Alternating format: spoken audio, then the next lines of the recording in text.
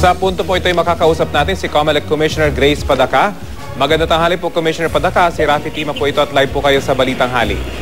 Hello, Rafi. Opo. Magandang tanghali po. I understand na sa Cebu po kayo. Kumusta po yung monitoring ng election dyan sa Cebu? Malapit na kaming matapos dito sa aming pilot accessible polling place sa SM Cebu. At 1 o'clock, dadalhin na namin ang mga balota doon sa mother precinct nila.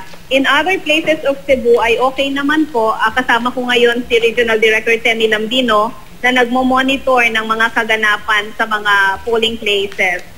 So ito po ay parang dry run na mangyayari sa 2016 kung saan magiging laganap na yung pagbobotohan ng mga PWDs. Kumusta po yung reaksyon ng mga tao dyan, Ma'am Grace? Karamihan naman po sa mga na-exit polls ng Lente dito sa aming accessible polling place ay na-appreciate naman po nila dahil dito po sa mall ay hindi mainit, hindi maaraw, meron po silang upuan at kakaunti lamang sila because they are all senior citizens and persons with disability. Yun po ang kanilang mga feedback. So sa 2016 po, asahan din natin na mga malls yung magiging lugar para sa pagbobotohan nila o depende ho sa lugar, pwede pa rin sa mga eskwelahan? Well, depende po yun. The very idea of the new law for senior citizens and PWDs is for them to vote not necessarily in mga paaralan, in school. Kaya pwede rin po sa gym, pwede rin po sa basketball court, basta po mas madali doon kaysa sa eskwela. Ngayon po, kung merong mall, di okay din po. Kung merong mga private buildings who will agree to partner with COMELEC, as long as this will make voting more easy and accessible sa mga disabled at elderly. Pero ang difference po ngayon dito ay alauna magtatapos yung botohan at ito itatransfer pa po doon sa mismong pagbibilangan ng boto. Ito po ba yung crucial dito sa bagong programang ito?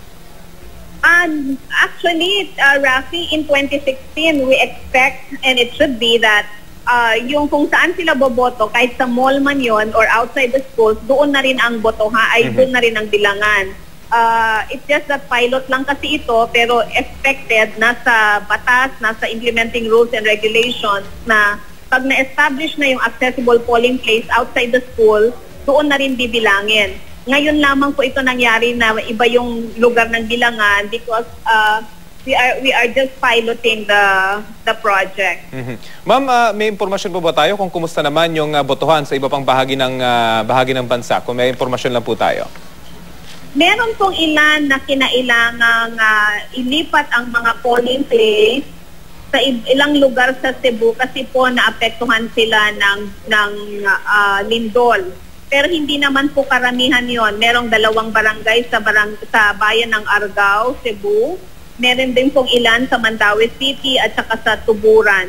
But this was just a matter of transferring from the school to the gym, to the barangay hall, to the chapel kasi po hindi talaga pwede yung dating eskwela na pinagbobotohan nila. Pero namamanage naman po namin ito. Ma'am, magkakaroon po ba ng extension ng botohan sa mga presinto nagkaroon ng problema, lalo na yung mga late na nagbukas? No, because hanggang alas 3 lang po talaga ang aming rules dito. Noong pong bago dumating ang araw na ito ay wala namang report sa amin. Walang pasabi na mamalate kaming magbubukas, ganon. Actually, may tanong po sa akin dito kanina. May watcher daw na hindi pa dumarating, kaya hindi pa daw nag-uumpisa. Hindi po tama yun. Basta kung alas 7 ng umaga, mas importante yung botante ang tinitignan natin kaysa yung mga watchers po At yun talaga ang rule ng COMELEC. Kaya po ang aming mga partner teachers, hindi lang sila alas 7 dumarating, alas 4, alas 5 ng madaling araw ay nagre-ready na po sila. Ganun nga po yung narinig namin kanina, in-report dito sa amin na hindi nga makapagsimula dahil wala pa yung mga watchers na magkabilang panig. So kung kahit wala yung watcher, dapat talagang alas 7 nag-umpisa na sila ng botohan. Yes, that might be an isolated case, Rafi, because malinaw sa aming general instruction Meron pa kaming training video na produce na alas 7 talaga mag-uumpisa ang halalan. At again, ang dami po namin natatanggap ulit na report na maraming namimigay ng polyeto within the 50-meter radius. Ano po yung abiso nyo sa mga nag-oobserba nito at nakakakita? Kasi ang sabi nila, hindi mapigilan daw. Yung iba, lalo na yung mga bata, ang ginagamit dito sa ganitong operasyon. Ako, Rafi, hindi na ako nagwa-warning sa mga pasaway na kandidato. Ang tinatawagan ko na lang yung mga kalaban nila.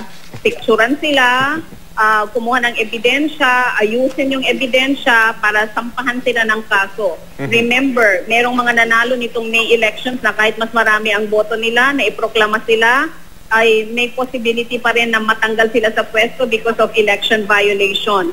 So kung gobernador nga at mayor ay may ganyang problema, magkakaroon din ng ganyang problema ang sino mang barangay official na nag-violate ng election laws. But crucial here is the action of people na magsasampa ng kaso at magsasubmit ng ebidensya.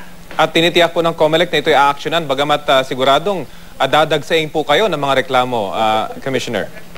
Okay lang po yun, mabuti lang po yun kasi meron naman po kaming law department at meron naman po kaming 2 division sa Commission on Elections. Ang importante lang, maayos yung pagkakahanda ng kaso. Pag nag-submit kayo ng affidavit o sinumpaang salaysay, make sure na kung sino ang nakakita, siya ang mag-affidavit. Hindi yung kung yung ikunento lang niya sa leader nila o ano, dapat yung mismong witness ang mag-execute ng affidavit.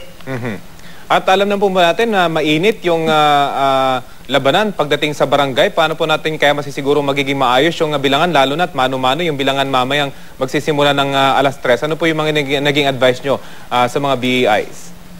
Yeah, kaya nga po, well, aside from the BEI, even before today ay sinasabi na namin sa mga botante na isulat ng maayos, malinaw ang inyong mga boto para hindi malito o ma-confuse ang mga Board of Election tellers natin. Kung maaari, pati pangalan at apelyido ang isulat para kung may magka-apelyido man ay hindi ito magkakaroon ng confusion sa mga teachers. Meron pa po hanggang alas 3 ng hapon ang botohan. Yung mga hindi pa nakakaboto, sana po sundin nyo itong aming sinasabi para makadagdag pa po sa malinaw na pagbibilang mamaya ng ating mga teachers. Okay po, marami pong salamat sa inyong oras, Commissioner. Thank you, Rafi. Si COMELEC Commissioner Grace Padaca.